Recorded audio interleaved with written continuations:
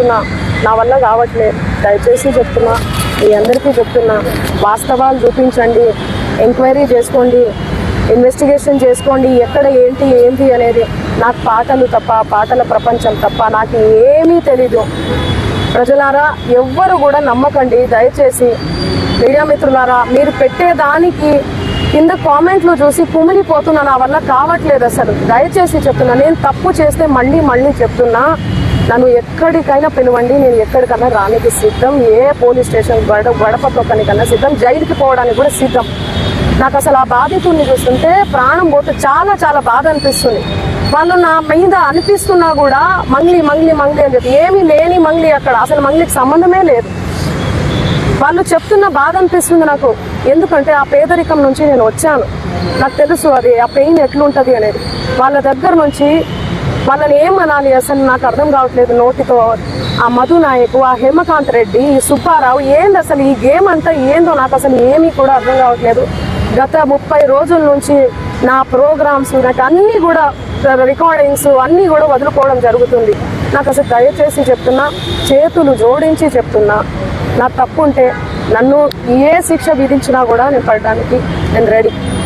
కానీ దయచేసి నా మీద ఏమైనా కోపం ఉంటే దయచేసి చెప్తున్నా, మీరు చూపించే దాన్ని బట్టి ప్రజలందరూ కూడా మిస్లీడ్ అవుతుంది. ప్రజలందరూ ఏమనుకుంటారు, అరే ఏంది అసలు ఏంది మంగ్లీ అని చెప్పి అనుకోరా, నమ్మరా వాళ్ళు? డౌట్ వస్తుంది కదా. ఎంత ప్రేమించే నన్ను, ఎంత ప్రేమించే నా పాటలను హేట్ చేస్తున్నారు. అది దేనివల్ల? మీడియా వల్లనే కదా. మన media, social media, main stream media వల్లనే కదా. దయచేసి చెప్తున్నా, నేను రిక్వెస్ట్ చేస్తున్నా మీ అందరికీ. నేను అసలు ఈ ఒక్క మాట కూడా అనట్లేదు మీడియాని. మీడియా లేకపోతే అసలు నేను సోషల్ మీడియా లేకపోతే నేను మళ్ళీ చెప్తున్నా, నేను లేను. ఏదన్నా తెలిసి తెలియక తప్పు మాట్లాడితే నన్ను క్షమించండి. మీరు లేకపోతే నేను లేను. నా అన్నదమ్ములు లాంటి వాళ్ళు మీరందరూ కూడా ఓకే.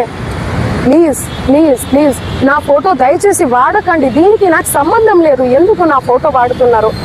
ఇక్కడ మెయిన్ ఎవరు? మధు నాయక్, హేమకాంత్ రెడ్డి, ఈ సుబ్బారావు అనే వ్యక్తి, అడ్వకేట్, వీళ్ళు.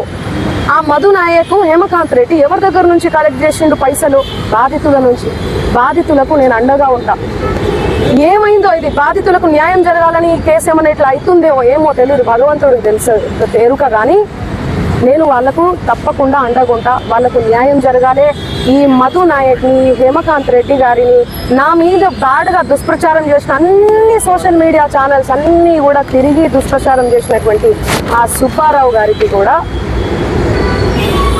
చేతులెత్తి దండం పెడుతున్నా. వాళ్ళని కఠినంగా శిక్షించాలి అని చెప్పి పోలీస్ శాఖ నేను కోరుతున్నా. ఇన్వెస్టిగేషన్ చేయాలి, ఫెయిర్ ఇన్వెస్టిగేషన్ చేయాలి.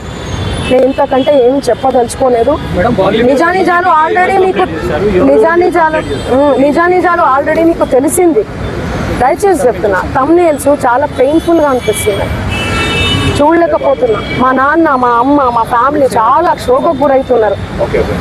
నాకు మా నాన్న అంటే చాలా ఇష్టం. చూడండి, చిన్నప్పటి నుంచి నేను మా నాన్న స్టోరీ చెప్తే మీరే ఏడుస్తారు. చిన్నప్పటి నుంచి నేను మా నాన్నని కాపాడుకుంటూ వచ్చినా. నేను ఎవరికైనా కూడా ఎమోషనే అమ్మ నాన్న అంటే. మీ ఫ్యామిలీలు కూడా మీకు ఉన్నాయి. మీరు చూపించేదాన్ని బట్టి జనాలందరూ కూడా తప్పుదోవ పడుతున్నారు, మిస్లీడ్, తప్పుగా అర్థం చేసుకుంటున్నారు. నన్ను తిడితే మీకు ఇష్టమా? మీ ఇంటి ఆడబిడ్డ లెక్క కదా నేను. చెప్పండి, మీరు పెట్టేదాన్ని బట్టే కదా వాడు తిడుతూ ఉంటారు. వాళ్ళ కింద అసలు వాళ్ళకి ఏం తెలుసు? ఏం మాట్లాడినా కూడా అసలు గాడిద మీద కూర్చొని పోతే అసలు గాడిద మీద కూర్చొని పోతుంది అంటారు.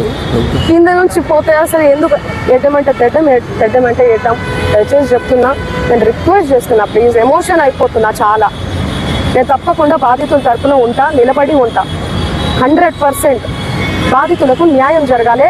వీళ్ళని కఠినంగా శిక్షించాలి, అంతే.